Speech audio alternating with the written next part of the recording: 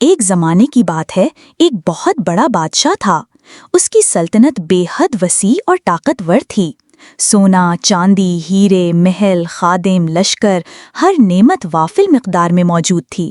مگر اس کی زندگی میں ایک چیز کی کمی تھی، دل کا سکون۔ وہ غرور میں ڈوبا ہوا تھا۔ وہ سمجھتا تھا کہ دنیا میں اس جیسا کوئی نہیں اور جو چاہے جب چاہے حاصل کر سکتا ہے۔ ایک دن وہ اپنے محل کی بالکنی سے نیچے دیکھ رہا تھا۔ اچانک اس کی نظر ایک فقیر پر پڑی۔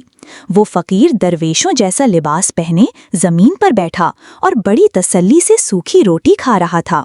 یہ منظر دیکھ کر بادشاہ کو غصہ آ گیا۔ اس نے سپاہیوں کو حکم دیا، اس فقیر کو میرے دربار میں لاؤ، دیکھیں تو صحیح یہ کس خوشی میں اتنا مطمئن ہے۔ فقیر کو دربار میں پیش کیا گیا۔ بادشاہ نے طنزیہ لہجے میں پوچھا، میرے پاس دولت ہے، طاقت ہے، محل ہے، خادم ہے، پھر بھی میرا دل بے چین رہتا ہے، اور تو جس کے پاس کچھ نہیں اتنا مطمئن کیوں ہے؟ فقیر مسکرایا اور ادب سے جواب دیا، بادشاہ سلامت، دل کا سکون چیزوں میں نہیں اللہ کی رضا میں ہوتا ہے۔ جو قناعت اور شکر کو اپناتا ہے وہی سب سے بڑا امیر ہوتا ہے۔ بادشاہ ہنسا اور کہا، اگر تو اتنا خوش ہے تو میرے جیسا بادشاہ بننے کی خواہش کیوں نہیں کرتا؟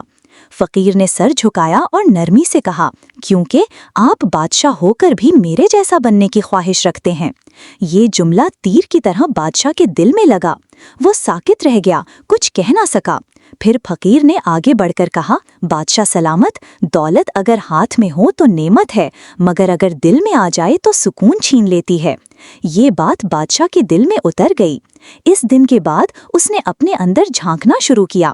اس نے غرور چھوڑ دیا، عاجزی اختیار کی، صدقہ و خیرات کا نظام مضبوط کیا اور سادہ لوگوں کی عزت کرنے لگا۔